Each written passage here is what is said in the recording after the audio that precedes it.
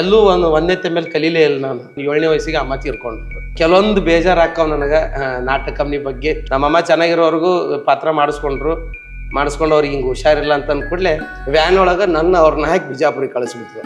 ಊಟ ಬಿಟ್ಟು ಹೇಳ್ಬಾರ್ದು, ಅವ್ರೇನು ಎಲ್ಲೂ ಹೋಗಲ್ಲ ಸಾಯಲ್ಲ, ಊಟ ಮಾಡಿ ಹೇಳ್ರಿ. ನಮ್ಮಮ್ಮ ಇರೋವರೆಗೂ ಎಲ್ಲ ಸಂಬಂಧಿಕರು. ನಮ್ಮಮ್ಮ ನನಗೆ ಬಿಟ್ಟು ಹೋಗ್ಬೇಕಾದ್ರೆ ಒಂದು ಚಡ್ಡಿ ಒಂದು ಬನಿನ್ ಮ್ಯಾಗ ಬಿಟ್ಟು ಹೋಗಿದ್ದು ನನಗೆ. ಅಮ್ಮನಲ್ಲೇ ರೋಡ್ ಮ್ಯಾಗ ಹಾಕಿ ಹೋಗ್ಬಿಟ್ಟಾರ ಅವರು. ಮತ್ತೆ ಒಂದು ಗ್ಲಾಸ್ನ ನೀರು ಕೊಟ್ಟರು, ಅಮ್ಮನ ಬಾಯಿಗೆ ಹಾಕಂತಂದ್ರು. ಹಿಂಗೆ ಹಾಕಿದೆ, ಹಾಕಿ ಕೂಡಲೇ ಕಲಾಸ. ಅಮ್ಮ ತೀರ್ಕೊಂಡಾಗ ಒಂದು ಕಣ್ಣೀರು ಸಾಕಿಲ್ಲ ನಾನು. ಈ ಕೈಗೂ ಸಾಲಲ್ಲ ಅಷ್ಟು ಅನ್ನ ಹಾಕಿ ಸಾಕ ಅಂತ ಹೇಳಿದ್ರು. ಥೂ ಅನಿಸ್ಬಿಡ್ತಾರೆ. ಹಿಂದಿನ ಜನ್ಮದಾಗ ಏನೋ ಮಾಡಿ, ಏನೋ ಕೆಟ್ಟ ಕೆಲಸ ಮಾಡಿ, ಏನೋ ನಿನ್ನ ಟೈಮ್ ಸರಿ ಇಲ್ಲ, ಅದ್ರ ಶಿಕ್ಷೆ ಕೂಡ ತನ್ನ ದೇವರು ಮುಕ್ಕಳು ಮುಚ್ಕೊಂಡು ಅನುಭವಿಸಿದ್ರು.